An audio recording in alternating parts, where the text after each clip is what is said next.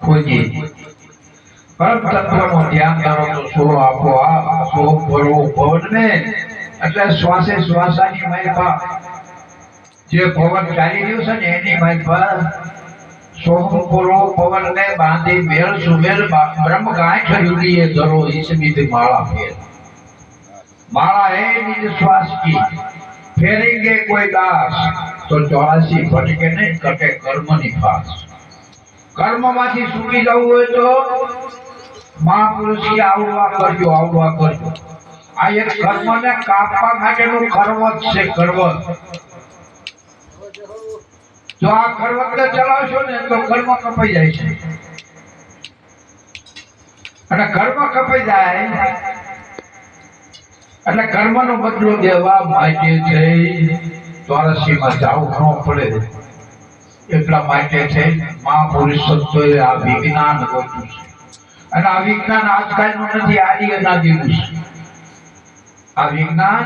આદિ અનાદિનું છે અને જેને જેને 5 7 9 12 33 કરોડ નિર્વાણ પદને પામી ગયા ને એ આ કરવત લઈને ભાગી ગયા છે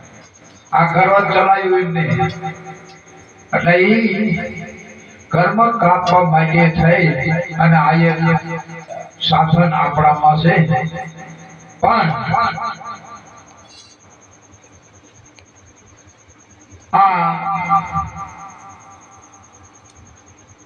એવું એક મન ખૂટલ છે ને કે આ સાધનને હાંકવા નથી દેતો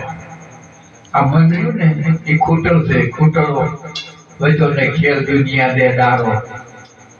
આ ખૂટલ કરે છે અમારો ખેદ આ ખેદ કરી રહ્યો છે એટલે મન કોઈ દિવસ કોઈને ભજન કરવા દેતું નથી પણ એના માટે થઈ અને મહાપુરુષનું શરણ લઈ અને હર હંમેશાની માટે એમના મુખમાંથી જે કઈ જ્ઞાન ધારા નીકળે એ જ્ઞાન ધારાને આપણે ગ્રહણ કરી જીવનમાં ઉતારી અને આ મનને ઘરે રાખવાનું એટલે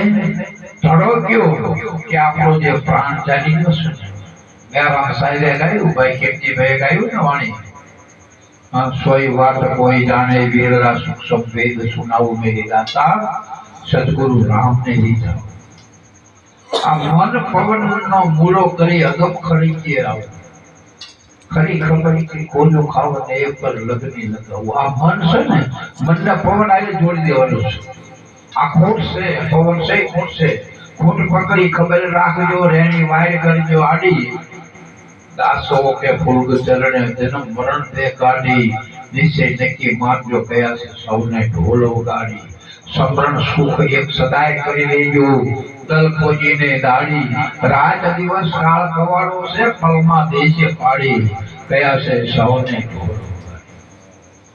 ઢોલ વગાડી મહાપુરુષ સંતો આપણને કહેતા ગયા છે એટલામાં મને સમજાવવા માટે થઈ અને મહાપુરુષ સંતોનું શરણ લેવાનું છે